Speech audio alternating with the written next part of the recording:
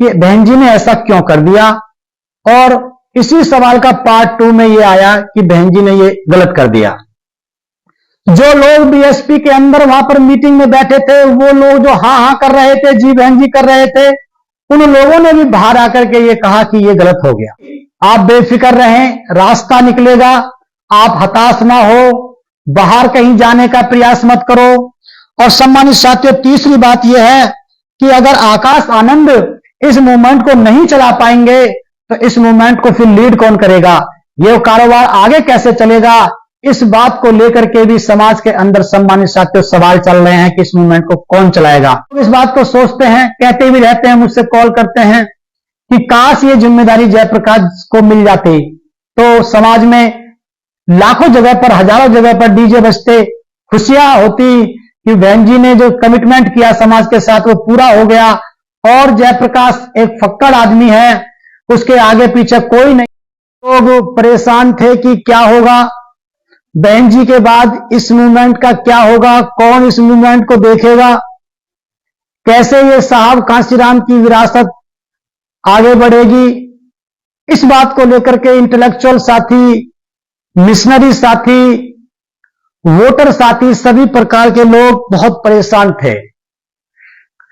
तो साथियों, कल से मेरे पास हजारों कॉल आई हैं, मुझसे लोग पूछ रहे हैं कि सर, भाई साहब, जेपी भाई, क्या होगा इस मूवमेंट का, समाज में निराशा व्याप्त हो चुकी है। जो कल डिसीजन, जो माननीय बहन जी ने अपना फरमान जारी किया है, आदेशित किया है समाज को, ये कहा है कि मेरे बाद, यानी कि माननीय बहन जी के बाद, या यूं कहें कि उनका जो सक्सेसर है, जो उनकी जो विरासत है या उत्तराधिकारी जो है, वो आकाश आनंद यानी कि बहन जी के भतीजे होंगे। इस बात को लेकर के पूरे देश में कल से हाहाकार मचा हुआ है। हालांकि बहुत से लोग कयास लगा रहे थे, जब आकाश जी को माननीय बहन जी अपने साथ लेकर के आई थी 2017 के आसपास, फिर मुझको पार्टी से निकालने के बाद आकाश को, भाई को एज ए राष्ट्रीय नेशनल कोऑर्डिनेटर की पद देकर के उनको जिम्मेदारी दी पार्टी की। तो इस प्रकार से जो है लोग कयास लगा रहे थे कि हो सकता है बहन जी के बाद बहन जी का उत्तराधिकारी जो है वो आकाश आनंद होंगे। तो साथियों, सवाल तो बहुत चल रहे हैं, बहुत से लोग अलग अलग प्रकार की पोस्ट भी डाल रहे हैं, लेकिन उन सब में से लगभग 4 सवाल मैंने निकाल करके आपके बीच में अभी रखूंगा, और मुझे लगता है कि उन 4 सवालों में ही ये पूरा मैटर सिमट जाएगा। तो मेरा साथियों से निवेदन है कि साथ के साथ आप इस वीडियो को शेयर करते रहें, जिससे कि और साथी इसको देख सकें, क्योंकि पूरे देश में इस बात को लेकर के इस समय बहस छिड़ी हुई है। तो साथियों, 4 सवालों के माध्यम से मैं अपनी बात रखूंगा आपके बीच में, जो कॉमन सवाल हैं। सवाल तो हजारों हैं लोगों के बीच में कि आखिर ऐसा क्या हुआ कि बहन जी कहती थी कि मैं अभी 20 साल कहीं जाने वाली नहीं हूं और मैं अपना सक्सेसर, अपना उत्तराधिकारी बाद में देखूंगी। लेकिन ऐसा क्या हुआ कि माननीय बहन जी को एकदम से यह फैसला लेना पड़ा, तो इसके बारे में हम आपको बताएंगे। तो हम जो 4 सवाल मुख्य हैं उनसे संबंधित साथियों हम आपके बीच में सारी बात को ब्रीफ करेंगे। सबसे पहला सवाल जो समाज के बीच में है वो ये है कि आखिर बहन जी को यह फैसला क्यों लेना पड़ा, आखिर बहन जी ने यह फैसला क्यों लिया। समाज इस बात को लेकर के बात कर रहा है कि ऐसी क्या आवश्यकता पड़ी। नंबर 2, क्या आकाश आनंद जी इस मूवमेंट को गति दे पाएंगे। दूसरा सवाल जो समाज में चल रहा है कि क्या आकाश आनंद जी, अगर बहन जी ने उनको अपना उत्तराधिकारी या यूं कहें बीएसपी का उत्तराधिकारी या यूं कहें अपनी विरासत का उत्तराधिकारी या यूं कहें बहुजन जो मूवमेंट जो ये चला हुआ है हजारों सालों से, उसका उत्तराधिकारी अगर आकाश आनंद जी को बना दिया जाता है तो क्या वो इस मूवमेंट को गति दे पाएंगे? यह सवाल समाज के बीच में चल रहा है। दूसरे नंबर का सवाल है। तीसरे नंबर का सवाल है, अगर नहीं चला पाए तो इस कांशीराम साहब की विरासत का फिर क्या होगा? यह सबसे बड़ी मूल जो है बात है। और साथियों, इसके बाद चौथा जो सवाल जो बहुत ज्यादा डिबेट में दिख रहा है, लोग डिफेंस में बोल रहे हैं, लोग बात कर रहे हैं कि भाई परिवारवाद कहां पर नहीं है। क्या कांग्रेस में परिवारवाद नहीं है? परिवारवाद नहीं है। क्या बीजेपी में परिवारवाद नहीं है? क्या समाजवादी में नहीं है? आरएलडी में नहीं है? लालू जी की जो पार्टी है उनमें नहीं है? कहां पर परिवारवाद नहीं है? तो ये चार सवाल डिफेंसिंग फॉर्म में और अटैकिंग फॉर्म में दोनों प्रकार से ये सवाल चल रहे हैं। इनका जहां तक मैं समझ पाया हूं वो उत्तर मैं आपके बीच में मैं सम्मानित साथियों रखूंगा और उसके बाद में मैं निष्कर्ष के रूप में अपनी बात कह करके इस वीडियो को सम्मानित साथियों हम समाप्त करेंगे। साथियों, विषय बहुत इंपॉर्टेंट है। आप लोगों से निवेदन है इसको आप लोग ध्यान से सुने, क्योंकि कल के दिन से बहुजन राजनीति में, बहुजन मूवमेंट में एक बहुत बड़ा मोड़ आया है। तो मैं प्रयास करूंगा, जितना मैं समझ पाया हूं अपने पूरी जिंदगी में, लगभग 20 साल की कंटिन्यू प्रयास, 24 घंटे के प्रयास से जो मैं समझ पाया हूं सम्मानित साथियों, ये बात मैं आपके बीच में रखूंगा और उम्मीद है कि शायद समाज को ये बात अभी समझ में आए या कुछ दिन के बाद समझ में आए, ऐसा सम्मानित साथियों महसूस होगा।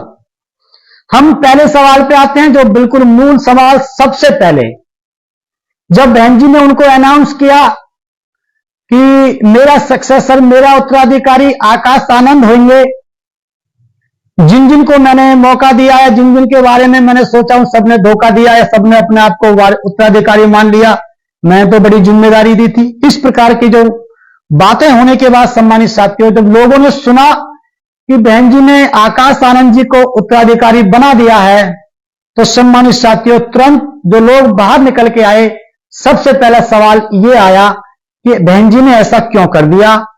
और इसी सवाल का पार्ट 2 में ये आया कि बहन जी ने ये गलत कर दिया। जो लोग बीएसपी के अंदर वहां पर मीटिंग में बैठे थे, वो लोग जो हाँ हाँ कर रहे थे, जी बहन जी कर रहे थे, उन लोगों ने भी बाहर आकर के ये कहा कि ये गलत हो गया। तो सम्मानित साथियों, इस पहले प्रश्न का मैं उत्तर देने का प्रयास करूंगा। मैं आपसे पूछना चाहता हूं, आपसे मैं जानना चाहता हूं कि जिन बातों को समाज जानता है, जिस बातों को इंटेलेक्चुअल लोग जानते हैं, पुराने लोग जानते हैं, इन बातों को क्या बहन जी नहीं जानती होंगी? बहन जी को भी पता है कि जो मेरे सामने जो लोग नेता जो बैठे हैं, ये मेरे दबाव में हैं, ये मेरी शर्म करते हैं, ये मेरी इज्जत करते हैं। ये बाहर जाने के बाद 90% लोग इस बात को डिनाई करेंगे और कहेंगे कि ये गलत हो गया। कुछ लोग फेसबुक पर पोस्ट डालेंगे और उसके बाद में घर बैठ करके कहेंगे कि नहीं ये गलत हो गया, जबकि पोस्ट डाल रहे हैं समर्थक के रूप में कि आकाश आनंद जी के उज्जवल भविष्य की हम कामना करते हैं, लेकिन घर उनसे अगर हट करके बात करें तो कहेंगे कि भाई ये गलत हो गया। तो बहन जी को भी पता है। बहुत से लोग कहते हैं कि भाई चलो बहन जी के रहते हुए ऐसा हो जाएगा, तो बहन जी के जाने के बाद ये लोग छोड़ देंगे। ये सारी बातें बहन जी को पता है। बहन जी पुरानी नेता हैं, जमीन से निकली हुई नेता हैं। बहन जी को भी पता है कि ये किस प्रकार के लोग बैठे हुए हैं सामने, तब बाहर जाकर के जो बोलेंगे वो क्या बोलेंगे, और उनके जाने के बाद समाज इस लड़के को छोड़ करके चला जाएगा। और जो लोग कहते हैं कि बहन जी के उन कमिटमेंट्स का क्या हुआ, उन वचनों का क्या हुआ, जब उन्होंने साहब कांशीराम के सामने वचन दिए थे कि साहब जिस कारोबार को आप मुझे देकर के जा रहे हो, मैं इस कारोबार को आपकी तर्ज पर परिवार के बाहर के किसी सदस्य को देकर के जाऊंगी। समाज के सामने भी ये बात कई बार कही, मंच से भी ये बात कही, मेरे से भी जिस समय मुझको बनाया गया था तो उस समय भी बहन जी ने ये बात कही। तो बहुत से लोग कहते हैं कि क्या बहन जी भूल गई हैं? ऐसा नहीं सम्मानित साथियों, बहन जी को सब कुछ याद है। बहन जी को पता है कि ये लड़का इस मूवमेंट के लायक नहीं है, इस मूवमेंट को नहीं चला पाएगा। और मेरे जाने के बाद में, इस मीटिंग से निकलने के बाद समाज कहेंगे कि ये ठीक नहीं हुआ, और मेरे जाने के बाद में इस दुनिया से जब मैं, बहन जी जब चली जाएगी, तो उसके बाद ये समाज, जो इंटेलेक्चुअल लोग हैं, वो इस लड़के का साथ नहीं देंगे। ये सारी बातें जो आप लोग सोचते हैं, ये सारी बातें मान्य बहन जी जानती हैं। ऐसा कुछ भी नहीं है जिसको बहन जी नहीं जानती। लेकिन सम्मानित साथी, जब सब कुछ बहन जी जानती हैं, तो उसके बावजूद भी ये जानते हुए और ये मानते हुए कि ये लड़का आकाश आनंद भाई जो है, उनका भतीजे, वो इस मूवमेंट को नहीं चला पाएंगे, तो ये सब कुछ नुकसान हो जाएगा। उसके बावजूद भी ये अगर जिम्मेदारी दी है, तो उसके पीछे जो मूल कारण है, जिसको समाज अभी तक समझ नहीं पाया है, और हो सकता है मुझको सुनने के बाद आप लोग इस पर चर्चा करें, तो ये जानते हुए कि वो लड़का इस मूवमेंट को चला नहीं पाएगा, उसके बावजूद भी जिम्मेदारी जो दी है, उसका मूल कारण है बहुजन समाज पार्टी के अकाउंट में 800 करोड़ रुपए होना। यूं तो बहुजन समाज पार्टी के पास बहुत कुछ है आप लोगों की दया दृष्टि से, लेकिन बहुजन समाज पार्टी के खाते में 800 करोड़ रुपया होना, यह सबसे बड़ी प्रॉब्लम है कि इस मूवमेंट को बहन जी को अपने भतीजे आकाश को देना पड़ा। क्योंकि सम्मानित साथियों, पैसा बहुत बड़ी बुरी चीज होती है। पैसा बहुत बुरी चीज होती है। पैसे से सम्मानित साथियों, भाई भाई को मार देता है, बाप बेटे को मार देता है, बेटा बाप को मार देता है। ये पैसा बहुत बुरी चीज है। जिसके अंदर पैसे की आसक्ति लग जाए, पैसे का अटैचमेंट हो जाए, वो सम्मानित साथियों उसको त्याग नहीं पाता। तो 800 करोड़ रुपए की जो एक नंबर की जो अकाउंट में जो पैसा है, जिसको भी बहन जी इसका वारिस घोषित करेंगी, वो उसके पास में पहुंच जाएगा सम्मानित साथियों। तो ये 800 करोड़ रुपए जो है, ये सबसे बड़ी प्रॉब्लम है। ये सबसे बड़ा कारण है कि आकाश आनंद जी को, बहन जी को अपना सक्सेसर, अपना उत्तराधिकारी घोषित करना पड़ा। इस पैसे को छोड़ना साथियों किसी के बस की चीज नहीं है। हर कोई बुद्ध नहीं बन सकता, हर कोई बाबा साहब नहीं बन सकता, हर कोई कांशीराम नहीं बन सकता। इस इतने बड़े अमाउंट को छोड़ना ये बहुत बड़ी बात है, क्योंकि जो भी इस पार्टी का उत्तराधिकारी बहन जी के द्वारा घोषित किया जाएगा, उसके पास में ये 800 करोड़ रुपया उसी समय पहुंच जाएगा।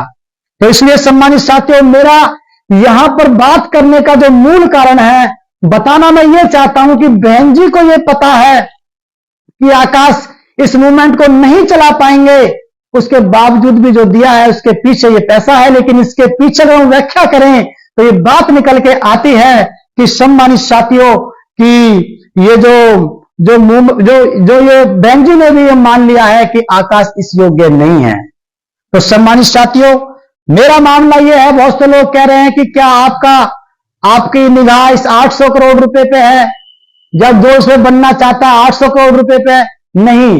800 करोड़ पे समाज की किसी की भी निगाह नहीं है। समाज की निगाह अगर किसी की है, किसी चीज पर है, तो वो ये इस मूवमेंट पर है।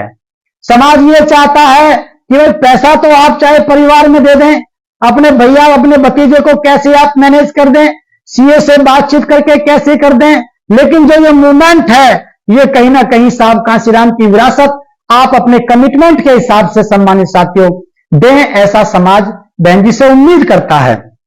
सम्मानित साथियों, बात 800 करोड़ की भी नहीं है, और 800 करोड़ बड़ा मामला भी नहीं है, पार्टी के लिए कोई बड़ी चीज नहीं है। लेकिन जो वादा है ये 800 करोड़ रुपया है, इसको छोड़ पाना बहुत मुश्किल बात है। हो सकता है बहन जी का ये स्टेटमेंट है कि ये मेरा वारिस है, ये मेरा उत्तराधिकारी है, तो ये कोई आखिरी नहीं हो सकता। बहन जी इसको पलट भी सकती हैं। ये कोई जरूरी नहीं है कि बहन जी का ये आखिरी डिसीजन है। ये एक तरह से विल की गई है, एक वसीयत की गई है, जिसको व्यक्ति अपने जीते जी कभी भी चेंज कर सकता है, कभी भी उसको बदल सकता है। तो सम्मानित साथियों, मेरे कहने का मतलब यहां पर यह है कि बहन जी के द्वारा और कोई कारण नहीं है। बाकी सब बहन जी जानते हैं बहन जी को पता है कि अगर ये सब लोग भी अगर छोड़ करके इस बीएसपी को चले जाते हैं, बहन जी के जाने के बाद सब लोग इस बीएसपी को छोड़ करके भी चले जाते हैं, तो 800 करोड़ रुपए में अगर ये 150 लोग भी इस पार्टी को बना करके कागजों में चलते रहेंगे, तो ये 800 करोड़ रुपए इतना बड़ा अमाउंट है कि इसको लेकर के ये आराम से अपनी जिंदगी बसर कर सकते हैं, और 7 पुश्तों तक ये अगर कोई ऐब ना करें तो आराम से बैठ के खा सकते हैं, धीरे धीरे इसको मैनेज कर सकते हैं। तो ये 800 करोड़ रुपए का खेल है, जिसकी वजह से ये प्रॉब्लम सम्मानित साथियों आ रही है। बाकी और कोई वजह नहीं है। सब बातों को मानने बहन जी जानती है ना, ये कोई वजह है कि भाई सबने धोखा दिया, और न ये कोई वजह है कि मैंने तो उनको बड़ी जिम्मेदारी दी, वो अपने आप को उत्तराधिकारी मान बैठा। उत्तराधिकारी तो माननीय बहन जी ने भी माना था, जो साहब कांशीराम जी ने प्रमोट किया था माननीय बहन जी को, तो उन्होंने भी तो माना था। मेरा ऐसा मानना है कि मैंने बहुत से अखबारों में मैं पढ़ रहा हूं कि भाई ये लोग ऐसे थे, उसमें शायद मेरा नाम नहीं है, जयप्रकाश का नाम नहीं है। मैंने तो धोखा नहीं दिया, ना ही मैं चाहता हूं कि सम्मानित साथियों बहन जी को कोई धोखा दे। दूसरा सवाल जो है कि क्या आकाश आनंद जी इस मूवमेंट को आगे चला पाएंगे, आगे बढ़ा पाएंगे? ये मूल कारण है सम्मान। ये एक बड़ा सवाल है समाज के बीच में। देखिए, इस बात को अगर लोग मान लेते कि वो इस मूवमेंट को आगे गति दे देंगे, समाज अगर ऐसा मान लेता, तो मेरा ऐसा मानना है कि समाज को हताश होने की आवश्यकता ही नहीं पड़ती। साथियों, जिस समय साहब कांशीराम जी ने यह मूवमेंट शुरू किया था, उस समय हमारे सामने मनुवाद को जो लीड कर रही थी वो कांग्रेस पार्टी थी, और इस समय जो मनुवाद को लीड कर रही है वो बीजेपी पार्टी है। साथियों, साहब कांशीराम ने उस समय जो ये कमिटमेंट करे अपने आप से और समाज से कमिटमेंट किए कि मैं शादी नहीं करूंगा, घर वापिस नहीं जाऊंगा, धन संचय नहीं करूंगा, ये इस प्रकार के जो कमिटमेंट किए, इनका बहुत बड़ा सार था, बहुत बड़ा अर्थ था। क्योंकि सम्मानित साथियों, जो पैसे के चक्कर में फंस गया, जो बीवी बच्चे के चक्कर में फंस गया, और जो घर परिवार के भैया भतीजे के चक्कर में फंस गया, वो इस मनुवाद को टक्कर नहीं दे सकता। इस मनुवाद से तो वही लड़ सकता है जिसके आगे पैर ना, क्या बोलते हैं, आगे वो ना पीछे पड़ा। एक हमारे क्षेत्र में कहावत है, जिसके कोई ना हो आगे पीछे, जिसको मरने तक का डर ना रहे, जिसको अपनी प्रॉपर्टी का डर ना रहे। और जो लोग जिसके पास में धन संपत्ति है, आप देख रहे हैं कि बीजेपी ऐसे किसी भी आदमी को नहीं छोड़ रही है जिसके पास में अगर जरा सा भी सुराग मिल जाता है, उसको वहीं से दबोचने का काम करती है, खासतौर से जो इस बहुजन मूवमेंट में काम कर रही है। सम्मानित साथियों, तो आप ये मान लें कि आकाश आनंद जी इस मूवमेंट को चला लेंगे, तो मैं इस बात को मना नहीं कर रहा हूं, मैं इस बात को डिनाई नहीं कर रहा हूं, लेकिन मेरा ऐसा मानना है कि अब टकराव जो होगा वो हमारा बीजेपी से होगा। बीजेपी मनुवाद को लीड कर रही है, बीजेपी बहुत मजबूत पोजीशन में है। यहां पर व्यक्ति का फक्कड़ होना बहुत जरूरी है, आगे पीछे कोई ना हो बहुत जरूरी है। आपकी शादी हो जाती है, आपका बच्चा होता है, आप आसक्तियों में प्रवेश कर जाते हैं। आसक्ति मतलब अटैचमेंट में आप चले जाते हैं, और यह दुख का कारण है। तो मेरे सम्मानित साथियों, आपको महसूस हो सकता है, मैं भी आप लोगों की बात मान सकता हूं, ऐसी कोई दिक्कत नहीं है। आप जब तक समाज ये बोलेगा कि आकाश भाई को भी मौका देना चाहिए, तो मौका दिया जाए, इसमें कोई दिक्कत नहीं है। लेकिन इस मूवमेंट को चलाना सम्मानित साथियों ये बहुत मुश्किल है। इसके लिए कहीं ना कहीं साहब कांशीराम ने जिस स्टाइल में ये काम किया था, उस जो बहन जी को जो बहुत रास आया था, और उसके बाद में फिर बहन जी ने भी उसमें प्रवेश किया उस मूवमेंट में। फिर बहन जी ने भी एक कमिटमेंट किया कि मैं शादी नहीं करूंगी और मैं साहब कांशीराम के तर्ज पर चलूंगी, घर नहीं जाऊंगी, जो भी कुछ कमिटमेंट थे। उसके बावजूद भी सम्मानित साथियों ये मूवमेंट बड़ी मुश्किल से यहां तक पहुंच पाया है। अगर ये मूवमेंट हमारे हाथ से चला गया किसी वजह से, सम्मानित साथियों याद रखना, बाबा साहब ने एक बात कही थी कि जब आपका समाज संकट में फंस जाए तो संकट में से निकालने की जिम्मेदारी उस समाज के बुद्धिजीवी वर्ग की बनती है। और अगर आप समाज को संकट में से नहीं निकाल पा रहे हैं तो इसका मतलब बुद्धिजीवी एक्टिव फॉर्म में नहीं है। ये बात बाबा साहब ने कही थी सम्मानित साथियों। तो यही बात साहब कांशीराम कह के गए थे कि मैं भाई इसको बड़ी मुश्किल से निकाल के लाया, जैसे बाबर साहब ने कहा, ऐसे साहब कांशीराम ने भी कहा कि मैं परिवार के बाहर इस मूवमेंट को दे रहा हूं। मेरे लिए सबसे योग्य जो कॉम्पिटेंट कैंडिडेट जो है वो बहन मायावती जी हैं। तो सम्मानित साथियों, आकाश के माध्यम से इस मूवमेंट को चल पाना, मैं ये नहीं कहता कि उनको मौका नहीं दिया जाए, लेकिन चल पाने की संभावना ना के बराबर है। लेकिन उसके बावजूद भी मैं तो तैयार हूं, चलो भाई आप लोग 2024 तक देख लो, क्योंकि आकाश के नेतृत्व में सम्मानित साथियों 5-6 चुनाव हो चुके हैं। जब से मुझको पार्टी से निकाला और आकाश भाई को पार्टी में जिम्मेदारी दी नेशनल कोऑर्डिनेटर की, तब से आकाश भाई एक्टिव हैं। उन्होंने दिल्ली का चुनाव लड़ाया, उन्होंने पंजाब का चुनाव लड़ाया, वो भी चुनाव हम लोग दोनों हारे। उसके बाद राजस्थान, मध्य प्रदेश, छत्तीसगढ़ का चुनाव हराया, वो लोग चुनाव में वो प्रभारी थे, उन चुनावों को भी हमारे, यूपी का चुनाव हमारे। तो सम्मानित साथियों देखिए, बात केवल हारने की नहीं है, बात है मूवमेंट का, वोट का डाउनफॉल जाना। हारना तो कोई बड़ी चीज नहीं है, हार सकते हैं, लेकिन जब से आकाश भाई एक्टिव फॉर्म में आए हैं बीएसपी में, तब से जो है सम्मानित साथियों हमारी जो पार्टी है, हमारा वोट और परसेंटेज है सम्मानित साथियों, वो डाउनफॉल चला गया। तो मेरा ऐसा मानना है कि साहब कांसीराम जी की तर्ज पे चल करके ही साहब कांसीराम के इस कारवां को आगे बढ़ाया जा सकता है, वरना बीजेपी से टकराना आसान चीज नहीं है। आपने देखा होगा बहुत से लोगों ने बहुत प्रयास किए, अब वो जल्दी कहीं ना कहीं बीजेपी के सामने सरेंडर कर गए हैं। उन बात को सम्मानित साथियों मैं यहां पे दोहराना नहीं चाहता हूं, लेकिन मेरा ऐसा मानना है, समाज के बुद्धिजीवी लोगों से मैं अपील करना चाहता हूं कि आप बेफिक्र रहें, रास्ता निकलेगा, आप हताश ना हो, बाहर कहीं जाने का प्रयास मत करो। और सम्मानित साथियों तीसरी बात यह है कि अगर आकाश आनंद इस मूवमेंट को नहीं चला पाएंगे, तो इस मूवमेंट को फिर लीड कौन करेगा, यह कारोबार आगे कैसे चलेगा, इस बात को लेकर के भी समाज के अंदर सम्मानित साथियों सवाल चल रहे हैं कि इस मूवमेंट को कौन चलाएगा।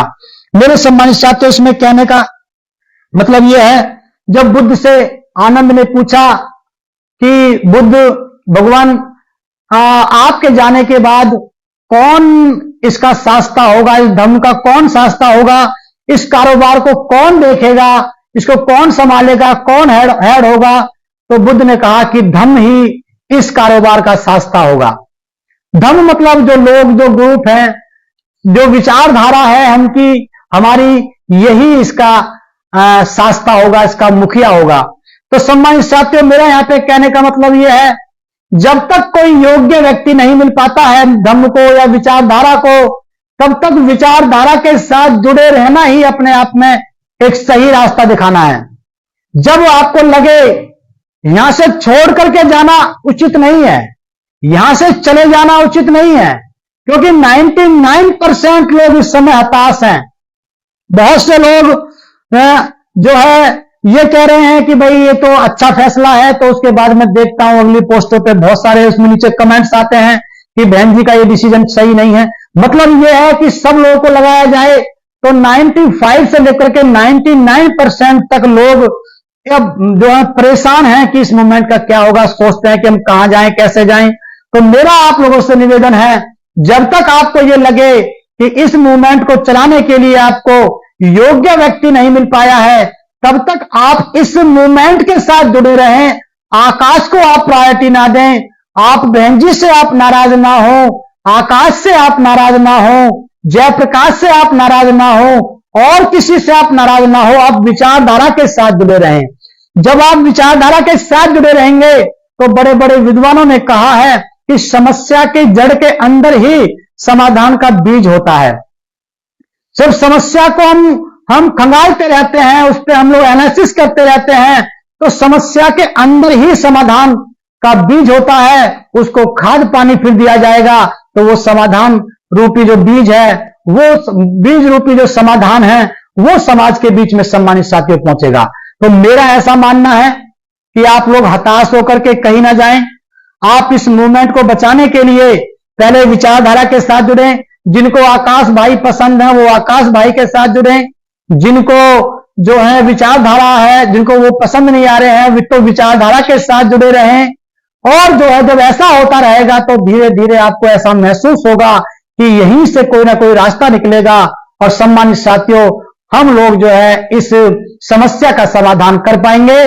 तो इसमें जो आपने कहा समाज कह रहा है कि इसको कौन लीड करेगा, तो फिलहाल आप विचारधारा के साथ जुड़ें, और जब कुछ दिन के बाद जब आकाश भाई के नेतृत्व में और चुनाव होंगे, जैसा कि अभी होने जा रहे हैं, जैसे उत्तर प्रदेश का जो चुनाव है साथियों, आप लोग देख सकते हैं, बहन जी बराबर उनको बचाने का प्रयास कर रही हैं। उनकी ड्यूटी बनती है, वो उनकी गार्जियन भी हैं, वो उनकी नेता भी है, उनकी गार्जियन भी है, उनकी ड्यूटी बनती है। आप देख सकते हैं कि राजस्थान, मध्य प्रदेश, छत्तीसगढ़, उन 3 स्टेट के प्रभारी थे आकाश आनंद जी। इंडिपेंडेंटली मान सकते हैं, हम मान सकते हैं कि RS प्रवीण जी को तेलंगाना दे दिया था, लेकिन 3 स्टेट के प्रभारी थे। प्रभारी होने के बावजूद भी सम्मानित साथियों, उसके बावजूद भी फिर माननीय बहन जी ने उनको अपनी रैलियों में नहीं लिया। क्यों? क्योंकि हार का ठीकरा उस आकाश के ऊपर ना फूटे, क्योंकि उनको उत्तराधिकारी बनाना था। अच्छी बात है, वो उनकी नेता है, उनकी गार्जियन है। नंबर 3 सम्मानित साथी। नंबर 2, उन्होंने अभी कहा है कि उत्तर प्रदेश के बाहर रहेंगे और उत्तर प्रदेश और उत्तराखंड के बाहर रहेंगे। तो ये बात उन्होंने कही, तो क्यों? क्योंकि उनको आभास है कि अगले चुनाव हारे जा सकते हैं, क्योंकि समाज में निराशा व्याप्त हो जाएगी। तो मेरे सम्मानित साथियों, मेरा आपसे निवेदन है, कुछ भी हो, कैसा ही हो, हमको कहीं जाना नहीं है अभी, और अभी क्या कभी नहीं जाना है, क्योंकि सम्मानित साथियों ये मूवमेंट बड़ी मुश्किल से साहब कांशीराम जी ने बनाया है, और बहन जी उसकी नेता हैं। हमको उनका, हम मानते भी हैं कि उनको अगर लगता है कि भाई ये लड़का इस मूवमेंट को ठीक चला लेंगे आकाश आनंद जी, तो हम तो उनको भी मानने के लिए तैयार हैं, ऐसी कोई दिक्कत नहीं है। लेकिन समाज में जो निराशा है उसका सम्मानित साथियों ये बात मैंने आपके बीच में रखी। और जो सबसे बड़ी बात है वो चलती है, बहुत से लोग कमेंट्स भी कर रहे हैं, लोग भी बोल रहे हैं कि परिवारवाद कहां पर भी नहीं, कहां पर नहीं है। मेरे सम्मानित साथियों, परिवारवाद में और यहां पे बहुत बड़ा अंतर है, पॉलिटिकल पार्टी में और मूवमेंट में बहुत बड़ा अंतर है। हां, परिवारवाद चल सकता है जहां पर जो है पॉलिटिकल पार्टी का मामला हो। लोगों ने बनाया, जैसे कांग्रेस ने बनाया, अखिलेश यादव जी को नेताजी ने बनाया, और जो तेजस्वी को लालू जी ने बनाया, ऐसे तमाम लोगों ने सम्मानित साथियों बनाया है। लेकिन ये मूवमेंट है, ये पॉलिटिकल पार्टी नहीं है। आप कहें बीजेपी में वो परिवारवाद है, नहीं, बीजेपी में परिवारवाद है तो MP MLA बनने तक का परिवारवाद हो सकता है, लेकिन वहां पर ऊपर परिवारवाद नहीं है। मैं ये नहीं कह रहा कि परिवारवाद खराब है, होना रखें, लेकिन परिवारवाद के चक्कर में योग्यता को डिनाई करना ये ठीक नहीं है। हो सकता है कि कोई ये कहे कि भाई जयप्रकाश को निकाला है, अच्छा किया बहन जी ने, ये ऐसा जो है इस तरह से संभावनाएं थी, जयप्रकाश ऐसा बोलेगा। हो सकता है जयप्रकाश के अंदर कमी हो सकती है। बहुत से लोग कहते हैं कि बहन जी ने जिन लोगों को आजमाया उन सभी लोगों ने धोखा दिया। तो सम्मानित साथियों, ऐसा कैसे हो सकता है कि माननीय बहन जी ने 40-45 साल पॉलिटिक्स की हो और पूरे देश में से, समाज में से एक भी व्यक्ति को बहन जी इस लायक नहीं बना पाई हैं? तो ये भी एक सोचने का विषय है। बहन जी को अब तक तो 4-6 लोगों को फील्ड में उतार करके अलग अलग हिस्सा दे करके इंडिया का और स्टेट का दे करके ये कहना चाहिए था कि भाई आप लोग अलग अलग क्षेत्र में काम करो, जो सबसे योग्य व्यक्ति होगा, ईमानदार होगा, उसको मैं इस जो है मैं आगे बढ़ाने का काम करूंगी। तो ये कोई बात नहीं हुई कि भाई जो है परिवार के, अगर बहन जी ने ये डिसीजन ले लिया तो सब लोग परिवारवाद में फंसे हुए हैं, तो बहन जी फंस गई। तो सम्मानित साथियों, इसका खामियाजा बहुत दिक्कत हो सकती है इस मूवमेंट के लिए। इसमें जो है योग्यता को डिनाई करना उचित नहीं है। दूसरी बात, वो एक पॉलिटिकल पार्टी है, एक मिशन है। मिशन की सबसे बड़ी खासियत और सबसे बड़ी प्रॉब्लम ये होती है कि मिशन के अंदर समाज ही तय करता है कि हु विल लीड अस, हमको कौन लीड करेगा, ये समाज तय करता है। बहन जी को साहब कांशीराम जी के कहने मात्र से नेता नहीं मान लिया था समाज ने, कि साहब कांशीराम ने कह दिया कि ये मेरी विरासत को देखेंगी, तो केवल इसी बात पे बहन जी को मान लिया, ऐसा नहीं है। अगर उस समय साहब कांशीराम किसी और को अनाउंस कर देते तो हो सकता है समाज बहन जी के साथ खड़ा हो जाता। क्यों? क्योंकि सम्मानित साथियों, साहब कांशीराम जी ने इसलिए उनको बोला कि वो योग्य थी उस समय, और नंबर 2 वो इसलिए बोला क्योंकि बहन जी का काम था समाज के बीच में, बहन जी का संघर्ष था। बहन जी के संघर्ष से समाज ने एक्सेप्टेंस दी कि हां साहब कांशीराम जी, हम आपकी इस बात से सहमत हैं, क्योंकि हमने इन महिला को, हमने इन बहन जी को आपके बीच में संघर्ष करते हुए देखा है। तो योग्यता के आधार पर बहन जी को ये कारोबार मिला है, विरासत मिली है। तो मेरे सम्मानित साथियों, हो सकता है बहुत से लोगों को ये मेरी बात समझ में ना आए, लेकिन आज बहुत से लोग कह रहे हैं कि जयप्रकाश जी जो आप बोल रहे थे वो सारी चीजें होती हुई दिखाई दे रही हैं। तो मैं आज मैं आपको कमिटमेंट करता हूं कि आगे जो मैं बोल रहा हूं वो भी चीजें होंगी। तो मेरे सम्मानित साथियों, एक मूल बात यह है कि बहन जी इस स्टेटमेंट को इस कमिटमेंट को बदल सकती हैं। इस बात के लिए भी आप लोग तैयार रहें, कोई ऐसी प्रॉब्लम नहीं है, घबराए नहीं। दूसरी बात, आकाश भाई को और मौका दो, कोई दिक्कत नहीं है। अगर आकाश भाई इस मूवमेंट को आगे बढ़ा देते हैं और समाज उनको वोट देता है, सब समाज को वो जोड़ लेते हैं और वो उस मूवमेंट को ऊंचाई की तरफ ले जाते हैं, तो किसी को भी नेता मानने से कोई गुरेज नहीं करना चाहिए। यहां परिवार मैटर नहीं है, यहां मैटर यह है कि समाज का ये मूवमेंट, बहुजन मूवमेंट, मानवतावादी ये जो आंदोलन है, जो देश हित में है, समाज हित में है, मानव हित में है, ये आगे बढ़े। आकाश भाई अगर आगे बढ़ाते हैं तो बढ़ाने दो, उनको कोई दिक्कत नहीं है। आगे उनको फिर सम्मानित साथियों, आगे ये तो वक्त तय करेगा। अगर उनके नेतृत्व में बसपा फिर से खड़ी होती है, मूवमेंट आगे बढ़ता है, 10 लोकसभा की सीटें 15 हो जाती हैं, 20 हो जाती हैं, तो इसका मतलब उनको समाज स्वीकृति दे रहा है, चाहे वो किसी के एफर्ट से हो सम्मानित साथियों। तो इसलिए यहां पर दूसरी मूल बात निकल के आती है कि आप लोग घबराए नहीं, जुड़े रहें। और सम्मानित साथियों, जो मूल बात है, जो निष्कर्ष है, वो मैं आपको बता करके सम्मानित साथियों अपनी खत्म करता हूं। बहुत से लोग इस बात को सोचते हैं, कहते भी रहते हैं, मुझसे कॉल करते हैं कि काश ये जिम्मेदारी जयप्रकाश को मिल जाती तो समाज में लाखों जगह पर, हजारों जगह पर डीजे बजते, खुशियां होती कि बहन जी ने जो कमिटमेंट किया समाज के साथ वो पूरा हो गया। और जयप्रकाश एक फक्कड़ आदमी है, उसके आगे पीछे कोई नहीं है। उसने साहब कांसीराम जी को आदर्श मान करके, बहन जी को नेता मानते हुए उसने ये कमिटमेंट किए हैं कि मैं शादी नहीं करूंगा, घर वापस नहीं जाऊंगा, धन संचय नहीं करूंगा। तो और उनके पास, और जयप्रकाश के पास में 20 साल का संघर्ष भी है सम्मानित साथियों। वो जयप्रकाश किसी घटना से निकला हुआ व्यक्ति नहीं है जो यहां तक पहुंचा है। जयप्रकाश किसी के रहमो करम पर, किसी के परिवार से या किसी के अटैचमेंट से या किसी की सिफारिश से यहां तक पहुंचा हुआ व्यक्ति नहीं है, वो अपने संघर्ष से निकला हुआ व्यक्ति है। एक व्यक्ति मढ़ैया मतलब कच्चा मकान, एक व्यक्ति कच्चे मकान से महल तक पहुंचता है, मढ़ैया से महल तक पहुंचता है, उसको सब कुछ पता होता है कि इस बीच में क्या क्या है, कैसे कैसे मकान है, कैसा कैसा दौर है। एक व्यक्ति को तुम महल से नीचे मढ़ैया की तरफ लेकर के आओगे तो वो उस उद्देश्य को पूरा नहीं कर सकता है। जो व्यक्ति इस उद्देश्य को पूरा कर सकता है, जो व्यक्ति नीचे से ऊपर की तरफ गया हो। ऊपर से नीचे वाला व्यक्ति नहीं कर सकता, नीचे से ऊपर जाने वाला व्यक्ति। देखिए सम्मानित साथियों, साहब कांसीराम ने कांग्रेस को क्यों गिरा दिया? क्योंकि कांग्रेस महलों की पार्टी थी। साहब कांसीराम गली से निकले हुए लोग, ये नेता थे, कच्चे मकानों से निकले हुए नेता थे, गरीबी से निकले हुए नेता थे। तो उन्होंने महल को ढा दिया, गिरा दिया। वो आ नहीं पाए। उन्होंने बहुत प्रयास किया राजीव गांधी ने तोड़ने का, खत्म करने का, गलियों में घूमने का, लेकिन वो साहब कांसीराम को खत्म नहीं कर पाए, तोड़ नहीं पाए। क्यों? क्योंकि साहब कांसीराम नीचे मढ़ैया से महल तक का सफर तय करने वाले व्यक्ति थे।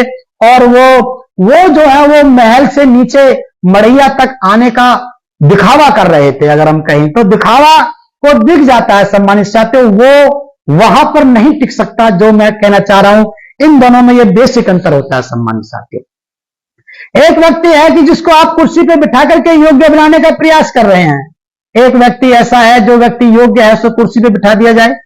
मैं ये नहीं कह रहा कि आप हमें बिठा दे सम्मानित साथी, मैं ऐसा मेरा कुछ भी नहीं है, लेकिन योग्यता का इस बात में ध्यान रखा जाए। हमारे एक प्रोफेसर थे, मेरे गाइड भी रहे, डॉक्टर आलोक मिश्रा, वो एक बात कहा करते थे कि एक कुर्सी आदमी की कीमत बढ़ा देती है और एक आदमी कुर्सी की कीमत बढ़ा देता है।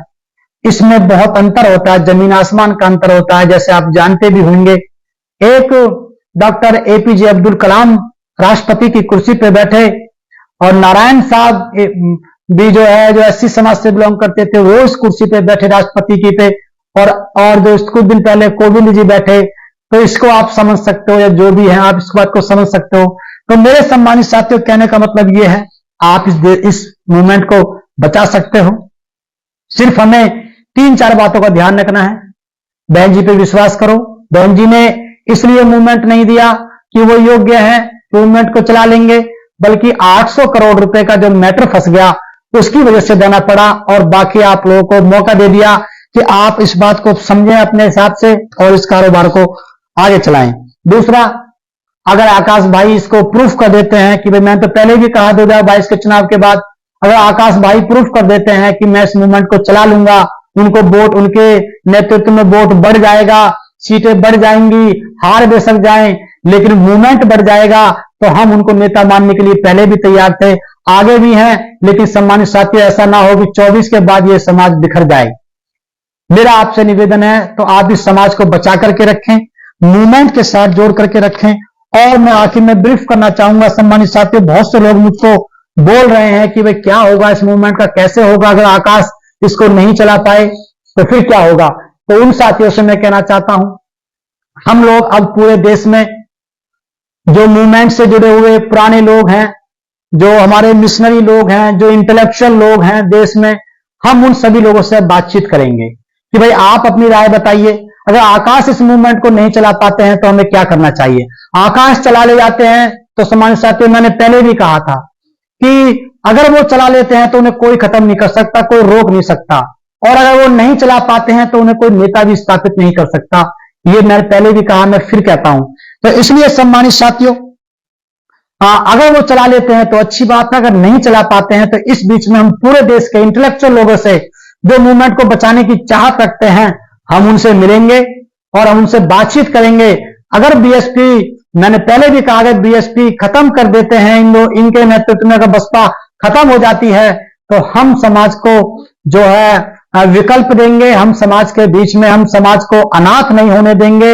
ये सम्मानित साथियों, मैं कह करके अपने घर छोड़ करके आया, क्योंकि मैंने साहब कांशीराम की अस्थियों को हाथ में उठा करके ये कसम खाई थी कि साहब आपने हमको सीएम दिया है, ये सपूत औलाद आपको, हम सपूत आपकी औलाद उस समय कहलाएंगे जब इस देश का प्रधानमंत्री इसी मूवमेंट में से निकाल करके देंगे। मेरा उद्देश्य कुछ भी बनना नहीं है, मेरा उद्देश्य इस मूवमेंट को बचाना है। जिन लोगों को मेरी बात ये आज समझ में नहीं आई है, वो आगे समझ में आएगी। एक दिन आपको आभास होगा कि जयप्रकाश की बात ठीक थी, क्योंकि मेरे बराबर दर्द किसी ने नहीं सहा है।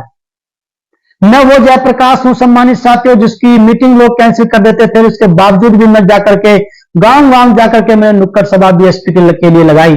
आगे भी मैं लगाता रहूंगा। बसपा अगर खड़ी हो जाती है, चल जाती है, तो उसके लिए भी मैं काम करूंगा, और आगे वो निकल जाती है बसपा तो मैं फिर उसके बाद फॉलो करने का भी काम करूंगा। लेकिन अगर 24 के अंदर रिजल्ट नहीं आता है तो हम समाज से बातचीत करेंगे। और मेरा आपसे निवेदन है कि भाई आप लालच में ना आए।